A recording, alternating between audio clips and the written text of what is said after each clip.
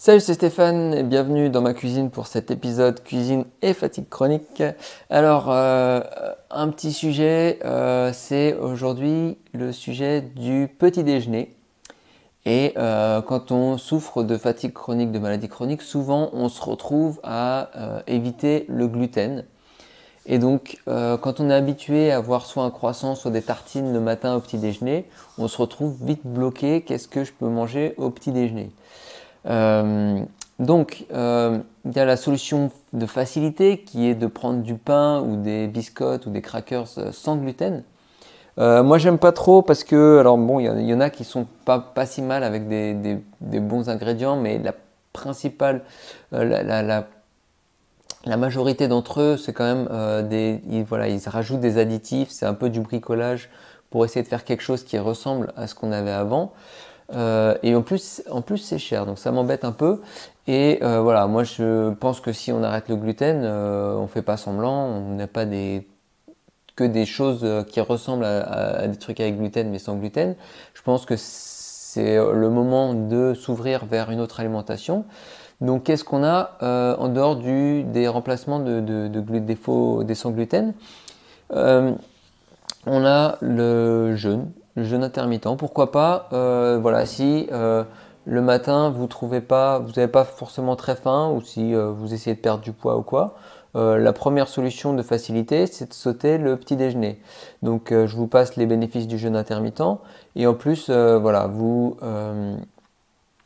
sautez le petit déjeuner qui est probablement le plus difficile quand on essaye d'arrêter le gluten. Donc voilà, pourquoi pas le jeûne. Ensuite, vous avez une solution très simple qui sont les fruits. Voilà, des fruits pour aller avec le café. Bon, moi j'ai arrêté le café, mais c'est un petit déjeuner très sympa et très nutritif si on ajoute des bananes par exemple. Vous pouvez faire la veille, vous pouvez préparer un riz au lait. Si vous ne digérez pas le lait, un riz au lait d'amande ou au lait de riz même, c'est un peu sucré, c'est vachement bon. Vous pouvez faire des œufs. Moi j'aime beaucoup les œufs le matin. Je m'en fais 3 à la poêle un peu brouillé. Là c'est super bon. Et puis ça cale vraiment pour jusqu'au midi. Donc les œufs, des œufs, c'est une très bonne idée. Qu'est-ce qu'on a ensuite? On a les produits laitiers, donc les yaourts, si vous digérez bien les yaourts.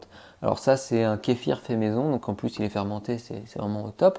Vous pouvez rajouter dedans des raisins secs, vous pouvez utiliser des noix, des graines qui sont vraiment riches également au niveau nutritionnel. Vous pouvez préparer le matin même ou la veille une petite compote, pourquoi pas, une compote c'est très sympa, vous pouvez même mixer la compote et le yaourt. Vous pouvez, si vous les digérez, là c'est pas du gluten, mais ça se rapproche. Il y a les flocons d'avoine, faire du porridge. Il y a la solution encore sans céréales qui se rapproche du porridge, qui est le sarrasin. Voilà, le sarrasin finement mixé, qui se rapproche un peu du porridge. Ici, aux Pays-Bas, ils appellent ça le rotje.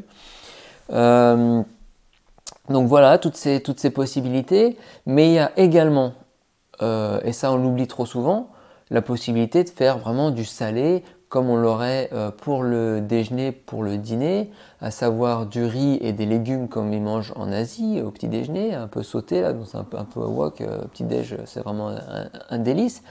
Et puis voilà, tout ce que les restes de la veille qui traînent dans votre frigo, pourquoi pas n'importe quel plat. Voilà, je sais pas, soyez créatif, un peu une soupe le matin, pourquoi pas.